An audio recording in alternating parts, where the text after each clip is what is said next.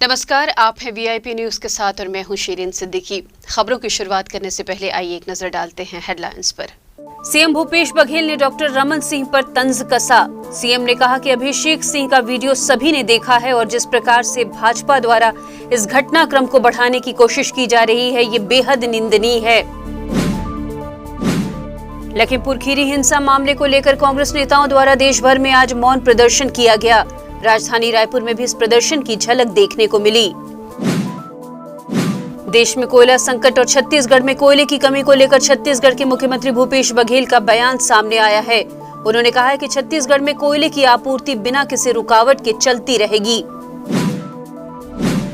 और विश्व हिंदू परिषद ने कवर्धा जिले में हुए घटनाक्रम के संबंध में पत्रकारों से चर्चा की। वीएचपी ने कहा, हमारे ध्वज का अपमान किया गया है जो बेहद निंदनीय है। अब समाचार विस्तार से।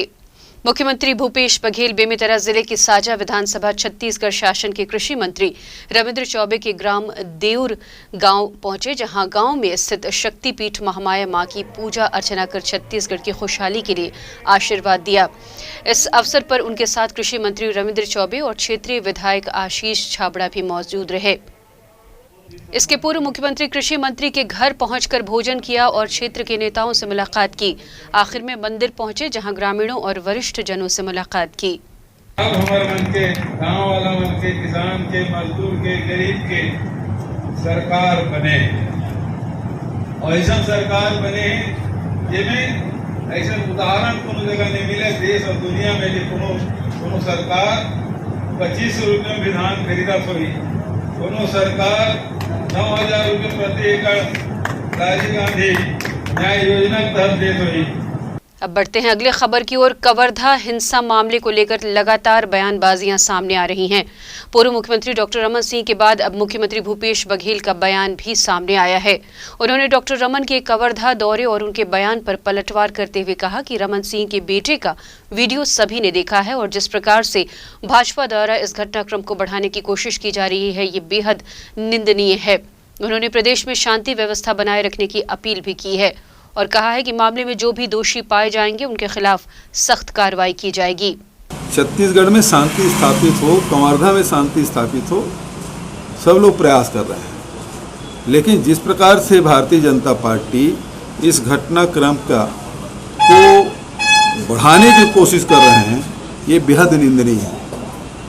ये प्रदेश शांति का प्रदेश है, भाईचारा का है और उसे स्थापित करने के लिए सबको सहयोग करना चाहिए। मैं सबसे अपील करता हूँ कि सब लोग जो शांति स्थापित हो और उसके लिए सब लोग प्रयास करें। लेकिन ये लोग किस प्रकार से अव्यवस्था फैलाने में लगे थे, भारतीय जनता पार्टी के लोग सब ने देखा है और ये कतई बर्दाश्त नहीं किया जाएगा। जो भी दोषी है उसके खिलाफ सख्त कार्रवाई होगी। लखीमपुर खीरी हिंसा मामले को लेकर कांग्रेस नेताओं द्वारा देश भर में आज मौन प्रदर्शन किया गया। राजधानी रायपुर में इस प्रदर्शन की झलक देखने को मिली।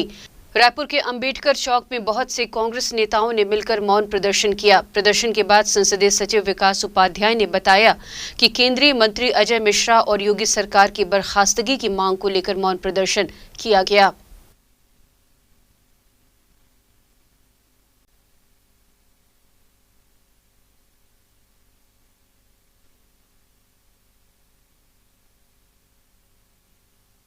देखिए, लखीमपुर की घटना सब लोगों ने देखा है। जिस प्रकार से केंद्रीय गृह राज्य मंत्री के लड़के ने किसान अपनी जायज़ मांग की लड़ाई लड़ रहे थे, उनको अपनी गाड़ी से रौंद दिया और एक क्रूरतम कार्य उन्होंने किया है।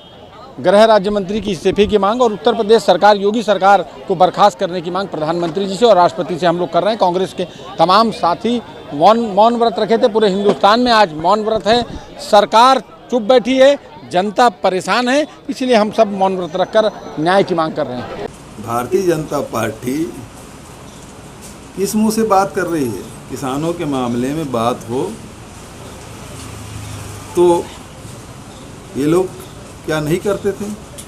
राज्य में उनकी सरकार थी, महंगाई बढ़ता था तो आंदोलन कौन करते थे? यहाँ बैठ के नहीं करते थे। साइकिल कौन चला रहा था? रमन सिंह नहीं चला रहे थे। तो हर आंदोलन में ये लोग, कोई घटना कहीं हो तो उसके लिए, क्या पश्चिम बंगाल की घटना पे भारतीय जनता पार्टी के लोग यहाँ धरना नहीं दिए थे? इस प्रदेश से क्या लेने देना था उनका? लेकिन धरना दिए कि नहीं दिए थे? तो किस मुंह से बात करते हैं लोग? ये इनके पास दो गला है, वो अपने लिए कुछ और कहते हैं, दूसरे के लिए कुछ और कहते हैं। तो ये भारतीय जनता पार्टी की चरित्र रहा है, लोगों को गुमराह कैसे किया जाए, राम नाम जपना, पराया माल अपना। देश में कोयला संकट और छत्तीसगढ़ में कोयले की कमी को लेकर छत्तीसगढ़ के मुख्यमंत्री भूपेश बघेल का बयान एक बार फिर सामने आया है। उन्होंने बताया कि छत्तीसगढ़ में कोयले की आपूर्ति बिना किसी रुकावट के चलती रहेगी। इस दौरान मुख्यमंत्री भूपेश बघेल ने देश भर में बंद हो रहे पावर प्लांट को लेकर केंद्र सरकार पर निशाना भी साधा और कहा है कि केंद्र सरकार के दावों में कोई सच्चाई नहीं है। उन्होंने कहा कि पूरे देश में खाद की कमी के बाद अब कोयले की पूर्ति केंद्र सरकार नहीं कर पा रही है। उन्होंने कोयले की कमी से होने वाली समस्याओं को लेकर भी केंद्र सरकार पर जमकर प्रहार किया है। देखिए, एक तरफ ट्रांसपोर्टरों की जो मांग है वो, और दूसरे जो सीमेंट प्लांट है उनके बीच का विवाद है, और इस विवाद को लगातार सुलझाने की कोशिश जिला प्रशासन की ओर से किया गया। पिछले दिनों जो ट्रांसपोर्ट मिनिस्टर है उन्होंने भी बुला के बात की है, और दोनों पक्ष से बात करके ही समस्या का निदान खोजा जाएगा। पूरे देश में कोयले का संकट है, छत्तीसगढ़ में भी कुछ प्लांट बंद हो सकते हैं क्योंकि 3-4 दिन के स्टॉक है। कोयले के संकट, देखिए, केंद्र सरकार एक तरफ दावे करती है कि कोयले की कोई कमी नहीं है, दूसरी तरफ पावर प्लांट लगातार बंद होते जा रहे हैं। तो जो केंद्र सरकार जो दावा कर रही है तो उसमें कोई सच्चाई है ही नहीं, पावर प्लांट भी बंद क्यों हो रहे हैं। और एक तरफ आप देखें कि पूरे देश में खाद की कमी हुई, चाहे वो मध्य प्रदेश हो चाहे छत्तीसगढ़ हो, किसानों को खाद नहीं मिला। उस समय भी आपूर्ति में ये लोग कमी किए, अब कोयले की भी पूर्ति नहीं कर पा रही। आखिर केंद्र सरकार कर क्या रही है? गरियाबंद में उत्तर प्रदेश के लखीमपुर में किसानों के साथ हुई व्यवहार को लेकर योगी सरकार एवं गृह राज्य मंत्री अजय मिश्रा को बर्खास्त करने की मांग को लेकर कांग्रेस नेताओं ने मौन व्रत कर प्रदर्शन किया। मौन व्रत तकरीबन 3 घंटे चला।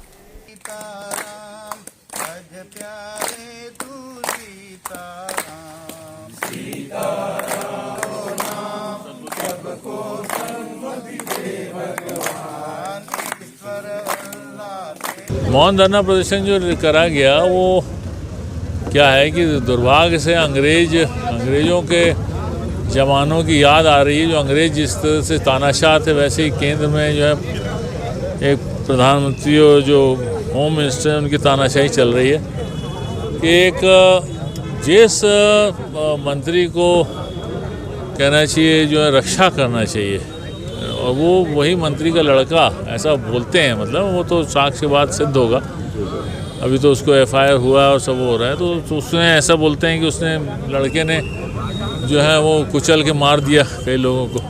तो जब गृह मंत्री का लड़का ये कर रहा है तो हमारे देश कैसे सुरक्षित रहेगा।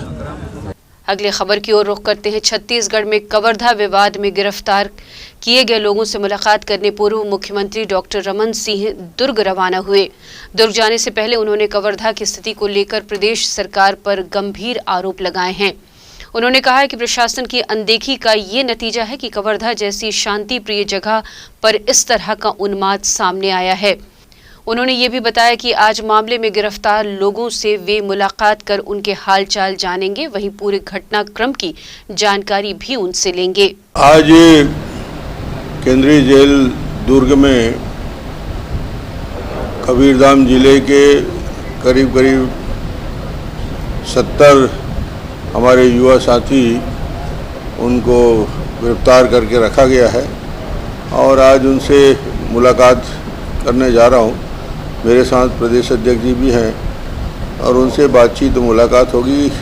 कवर्धा की घटना, शांति का टापू कवर्धा, आज तक वहाँ कभी 144 नहीं लगा। लगातार 8वें दिन कर्फ्यू के साये में एक प्रकार से पूरा जिला में आक्रोश है और उबाल है और जल रहा है।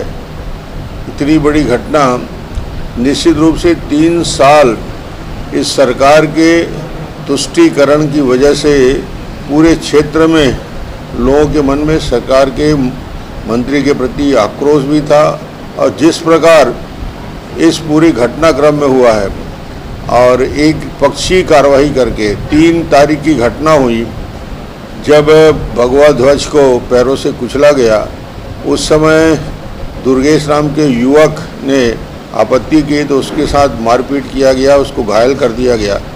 उसके बाद यदि FIR हो जाता, 24 घंटे के अंदर असामाजिक तत्वों को अरेस्ट कर लिया जाता, गिरफ्तारी हो जाती, तो ये घटना, ये बवाल इस स्वरूप में नहीं आता। पुलिस की निश्चित रूप से निष्क्रियता की वजह से और एक प्रकार से राजनीतिक दबाव की कहीं FIR नहीं होना है, ये आदेश पूरे कवर्धा जिला में है कि कांग्रेस के समर्थक और एक वर्ग विशेष के लोगों के लिए विशेष छूट का प्रावधान, तो ये एक परिस्थितियाँ जो उपजी है उसका आक्रोश उस दिन प्रकट हुआ और लोगों ने नाराज़गी व्यक्त की।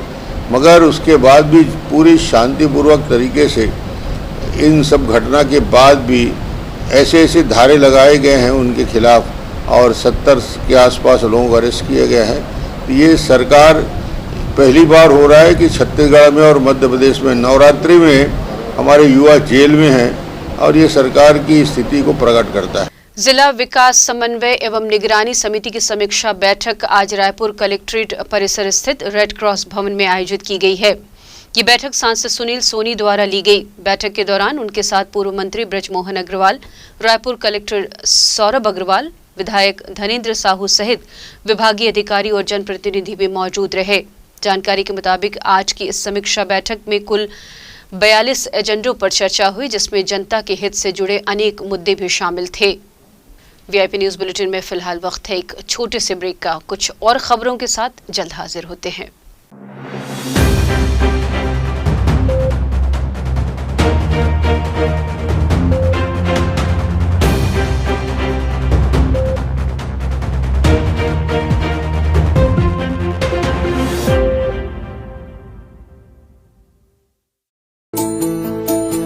छत्तीसगढ़ कटोरा धान का, कला के संधान का, संस्कृति धर्म की शान का, साहित्य के मान का, प्रगति के अभिमान का। छत्तीसगढ़, देखिए खबरें VIP न्यूज पर। बस्तर यानी घने जंगल, बस्तर यानी हरितिमा, बस्तर वनवासी, बस्तर जो कभी था अबूझ, अब शासन की सूझबूझ से बढ़ रहा है प्रगति पथ पर। बस्तर प्रगति के कई स्तर, देखिए बस्तर की हर खबर अब VIP न्यूज पर।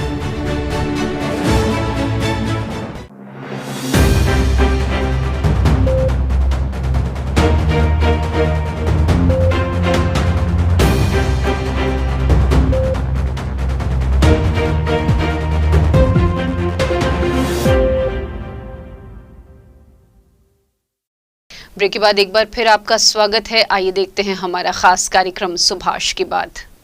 सदी के महानायक कहे जाने वाले अमिताभ बच्चन 79 ईयर कंप्लीट करके 80 में प्रवेश कर गए और अपने 80 साल पर उन्होंने लिखा कि जो 60 सो पाठा पर 80 की लस्सी, इस तरह उन्होंने अपनी बात मजाकिया अंदाज में सोशल मीडिया पे कही। आज सोशल मीडिया पे बहुत ट्रेंड हो रहा है, तरह तरह की बातें उनको लेकर कही जा रही है। सवाल ये है कि अमिताभ बच्चन जो समाज में एक एंग्री यंग मैन के रूप में आते हैं और जंजीर फिल्म से उनकी एक छवि बनती है जो समाज के भीतर एक निराशा, गुस्सा और जो कुछ घटित हो रहा था उसको सिनेमा के पर्दे पे सलीम जावेद की कहानी के जरिए और अलग अलग डायरेक्टरों के माध्यम से अभिनीत करने वाले अमिताभ धीरे धीरे हमारे देश के युवाओं के गुस्से का प्रतीक बनते हैं। जहाँ पे सारे आदर्श ध्वस्त हो रहे हैं वहाँ पर वो छीनने में विश्वास करते हैं, मारने में विश्वास करते हैं, वो चीज़ों को हासिल करने में विश्वास करते हैं। इसीलिए सिनेमा के पर्दे पे अमिताभ आते हैं तो बहुत सारी तालियां लाते हैं और धीरे धीरे जब उनकी फिल्मों का सिलसिला शुरू होता है तो वो 16 तक आते आते एक स्टार बन जाते हैं। सिनेमा में स्टारडम की शुरुआत यदि हम कहें तो राजेश खन्ना से होती है जो प्रेम के हीरो हैं, पर अमिताभ बच्चन प्रेम के हीरो नहीं बन पाए, वो एंग्री यंग मैन के रूप में रहे। सबसे मज़ेदार बात यह है कि वो आज भी उतने ही सक्रिय हैं जितने अपने प्रारंभ के दिनों में। ख्वाजा अहमद अब्बास की फिल्म 7 हिंदुस्तानी से अपने फिल्म की शुरुआत करने वाले हरिवंश राय बच्चन और तेजी बच्चन के इस बेटे ने बम्बई में आके बहुत संघर्ष किया। उनके संघर्ष के दिनों में महमूद और उनके भाई अनवर उनके साथ काफ़ी लंबे समय तक रहे और कुछ और उनके दोस्त बने। आज कौन बनेगा करोड़पति के जरिए अमिताभ बच्चन फिर से एक महानायक के रूप में दिखाई देते हैं। बड़े से बड़े विज्ञापन में वो दिखते हैं और बहुत तरह की फिल्में भी उन्होंने बनाई। फिल्मों में के उत्तरार्ध में उम्र के साथ उन्होंने अपने कैरेक्टर को भी चुना। पर अमिताभ बच्चन राजीव गांधी के मित्र थे, कांग्रेस से उन्होंने चुनाव लड़ा, जीते भी, पर उनको राजनीति रास और वो फिर से सिनेमा की तरफ लौट गए। कई बार वो कंट्रोवर्सी में भी फंस चुके। पनामा केस में भी उनका नाम आया, बहुत सारी चीजों में उनका नाम आया। दरअसल हम बात अमिताभ के बहाने कर रहे हैं सिनेमा के समाज के प्रभाव। इस सदी के जो महानायक कहे जाते हैं अमिताभ बच्चन, वे नई और पुरानी पीढ़ी जो जनरेशन है उसके बीच में एक स्कूल की तरह हैं। उन्होंने दोनों स्कूल में काम किया है। उनके साथ बहुत सारे जो एक्टर थे, चाहे वो शशि कपूर हों, चाहे उसमें विनोद खन्ना हो, राजेश खन्ना, वो तो नहीं रहे। धर्मेंद्र हैं पर वो उतने एक्टिव दिखाई नहीं देते। पर अमिताभ बच्चन बहुत सक्रिय हैं और वो ब्लॉग में भी सक्रिय रहते हैं, वो बहुत सारे कमेंट्स भी लिखते हैं, पर्दे पर भी सक्रिय हैं। तो उनकी सक्रियता को लेकर भी बहुत सारी बातचीत होती है। सलीम जावेद आते हैं, संवाद लेके आते हैं और उसका जब अमिताभ बच्चन जैसे एक्टर उसको पर्दे पे लाते हैं तो निश्चित रूप से वो बड़ी फिल्म बनती है। और बहुत सारे लोग शोले को भला ही बड़ी फिल्म ना माने, हमारे देश का जो दर्शक है उसने शोले जैसी फिल्म को एक बड़ी फिल्म के रूप में सामने रखा है। अमिताभ के बहाने हम बदलते सिनेमा की बात। सिनेमा ने हमें भाषा, तहजीब, उठने बैठने का ढंग, फैशन, नए कपड़े पहनने की तमीज, शिष्टाचार, माँ बहन, भाई भाभी, दोस्त, इनके रिश्तों की गहराई के बारे में बताया। देश की शहादत, देश प्रेम, सैनिक के फ़र्ज के बारे में बताया।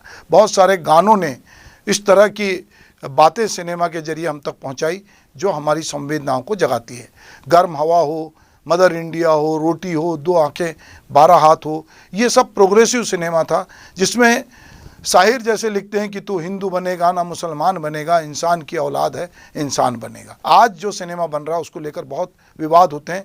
दर्शक कहीं ना कहीं सांप्रदायिकता के नाम पे, अपनी जातीय अस्मिता के नाम पर या अपनी क्षेत्रीयता के नाम पर वो नाम बदलने के लिए भी लोग कह रहे हैं सिनेमा पे दबाव है कि सिनेमा में ये मत दिखाओ, सिनेमा में वो मत दिखाओ।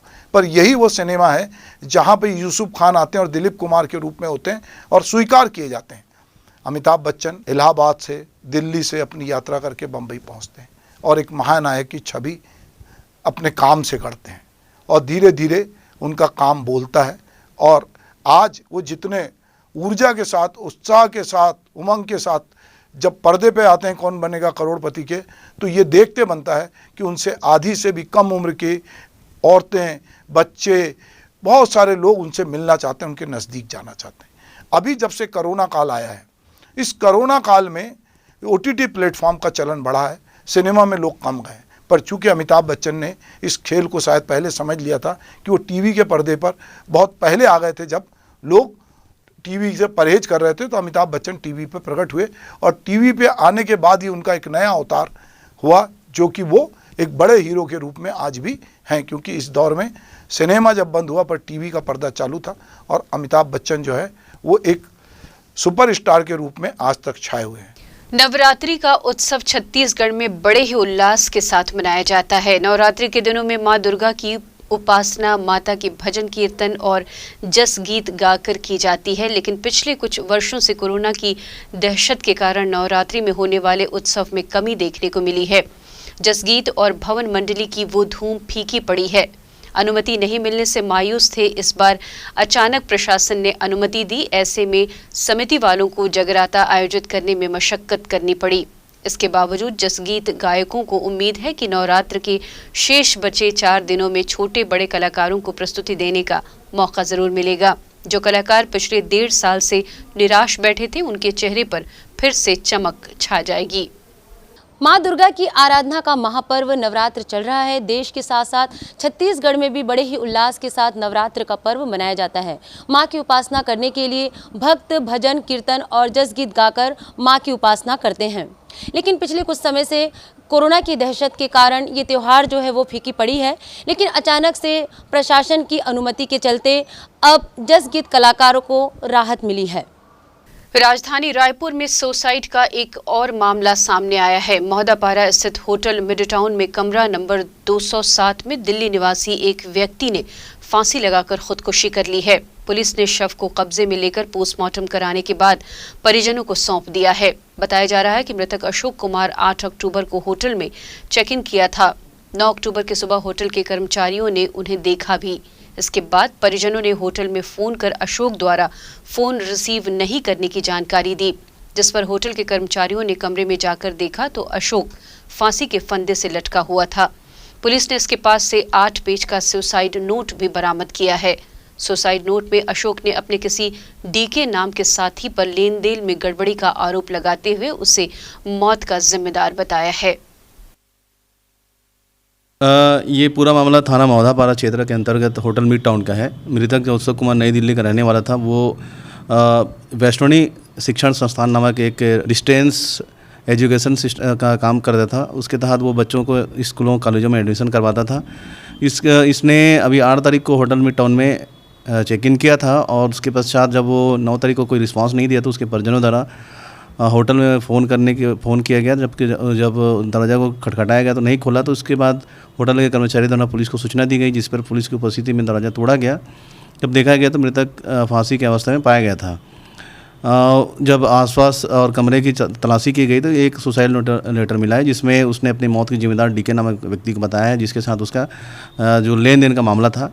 पुलिस इस समय जांच कर रही है। इसे मर्ग कायम किया गया है, पोस्टमार्टम करा लिया गया है तथा परिजनों जो अभी आए हैं उनके सुपुर्द कर दिया गया है। इस बाद में जो अन्य लोग जिससे जुड़े हुए हैं, जैसे होटल से साथ ही साथ उसके जिसके साथ जो काम करते हैं, तो उन सब का बयान किया जाएगा और जो सुसाइड लेटर है उस आधार पर अग्रिम कार्रवाई की जाएगी। अब अगले खबर की ओर रुख करते हैं। बिहार के एक कारोबारी द्वारा रायपुर के कारोबारी से धोखाधड़ी का मामला सामने आया है। आरोपी ने लाखों का माल खरीदकर उसका भुगतान नहीं किया। अब पीड़ित कारोबारी से इसकी शिकायत मंदिर हसौद थाने में की है, जिसके आधार पर पुलिस धोखाधड़ी केस दर्ज कर जांच में जुट गई है। जानकारी के मुताबिक पीड़ित अंकित कुमार मंदिर हसौद में स्थित एक फैक्ट्री में मैनेजर के पद पर पदस्थ हैं। बिहार पटना की मेसर्स ग्लास्को फर्म के संचालक विशाल बिचपुरिया एक दिन इनके कार्यालय जाकर मिला और बताया कि उनका काफी बड़ा व्यवसाय है। साथ ही उसने ये भी कहा कि उनके साथ काम करने से उनको मुनाफा होगा। विशाल बिचपुरिया की बातों पर विश्वास करके पीड़ित अंकित ने उसे ग्लास आदि का विक्रय उधार में देना प्रारंभ कर दिया। शुरुआत में वह माल का पैसा जल्दी दे देता था, इसलिए प्रार्थी ने उसे अत्यधिक मात्रा में माल की सप्लाई कर दी। अब आरोपी विशाल बिचपुरिया इस माल का भुगतान नहीं कर रहा है। इस तरह आरोपी ने पीड़ित अंकित कुमार की फर्म से 12,88,000 की धोखाधड़ी की है। मंदिर हसौद थाना क्षेत्र में धोखाधड़ी का मामला दर्ज किया गया था। ये कुछ ग्लास वगैरह की सप्लाई के लिए माल ले लिया था, पैसा पेमेंट नहीं कर रहा था और इस संबंध में धोखाधड़ी का अपराध करीब 12 लाख रुपए का है। अपराध पंजीबद्ध किया गया है, विवेचना की जा रही है। बिहार का कोई आरोपी है बता रहा है? हाँ, बिहार का कारोबारी होने की जानकारी मिली है। हर वर्ष की तरह इस वर्ष भी WRS सार्वजनिक दशहरा उत्सव समिति द्वारा VRS मैदान में रावण दहन उत्सव का आयोजन किया जाएगा। कोरोना गाइडलाइन का पूरी तरह से पालन हो रहा है, इसका समिति ने विशेष ध्यान रखा है। लेकिन इस वर्ष रावण पुतले की ऊंचाई कम कर 51 फीट कर दी गई है। साथ ही कुंभकर्ण और मेघनाथ के पुतले का दहन इस वर्ष भी नहीं किया जाएगा। समिति के सदस्य दिन रात रावण पुतले को तैयार करने में जुटे हुए हैं। तो वहीं दूसरी ओर रावण दहन कार्यक्रम के लिए अतिथियों के नाम भी तय किए जा रहे हैं। समिति के पदाधिकारियों के मुताबिक इस वर्ष रावण दहन उत्सव का कार्यक्रम संक्षिप्त होगा। आतिशबाजी जरूर की जाएगी, लेकिन सांस्कृतिक कार्यक्रम नहीं किए जाएंगे।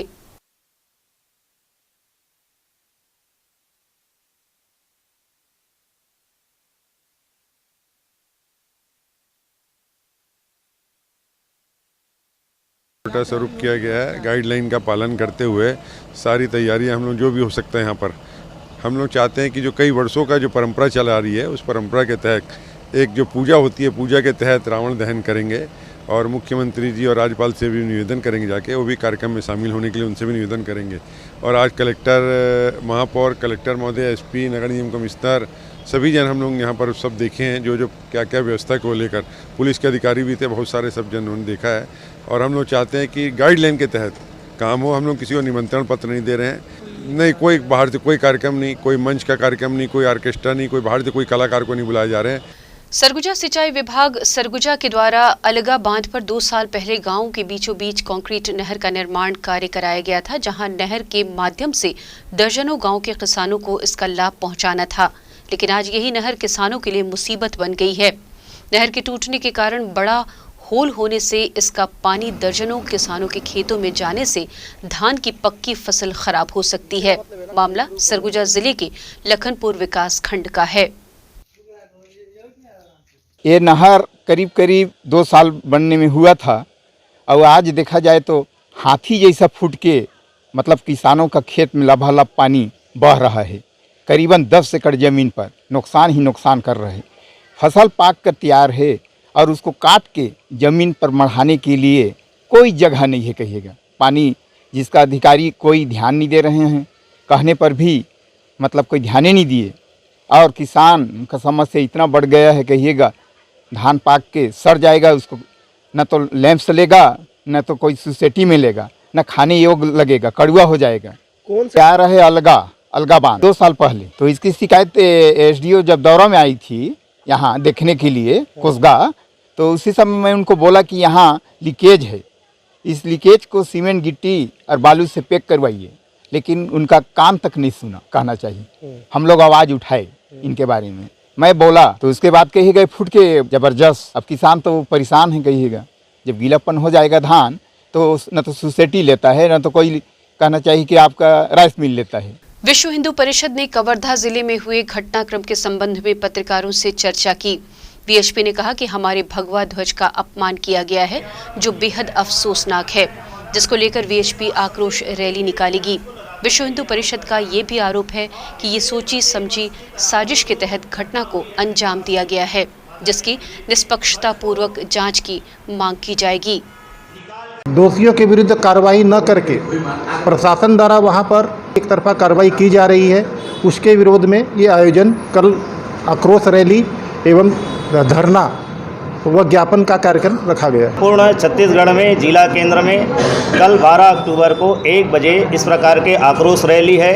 हमारा सम्मान बचना चाहिए, हमारा हिंदू धर्म का जो अपमान हो रहा है, क्योंकि वहाँ का थानेदार और वहाँ का तहसीलदार इस कार्यक्रम में वहाँ पर उपस्थित थे और उनके देखरेख में हुआ है, और इसलिए कहीं न कहीं शासन प्रशासन का भी इसमें योगदान है, ऐसा कह सकते हैं। और वहाँ पर जो स्थानीय विधायक है, मंत्री है, उनके ये कहीं न कहीं उनके समुदाय के लोग इस प्रकार से ये सब कर रहे हैं, और हिंदू समाज इस प्रकार के जो भगवा ध्वज का अपमान है, जो हमारी संस्कृति का अपमान है।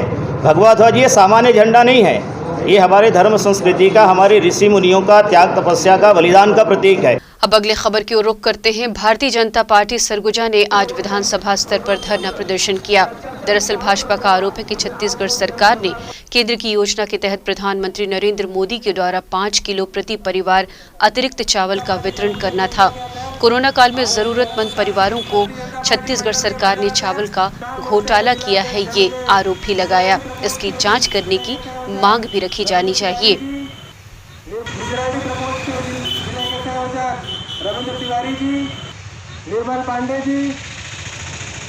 इनका कंप्यूटर है, वो 3 आदमी तक का जो जिनका कार्ड है उनको न दिया जाए, चौथे आदमी का जिसमें नाम दर्ज है उस कार्डधारी को पूरा अनाज दे रहे हैं। तो इस प्रकार से जो हमारी पार्टी ने कैलकुलेशन किया, 5 किलो मल्टीप्लाई जितना आदमी बन रहे हैं, तो वो लगभग 1500 करोड़ रुपए के चावल का घपला नजर आता है, 32 रुपये किलो के हिसाब से। वीआईपी न्यूज बुलेटिन में फिलहाल के लिए इतना ही। देश दुनिया की बाकी खबरों के लिए आप बने रहिए वीआईपी न्यूज के साथ। नमस्कार।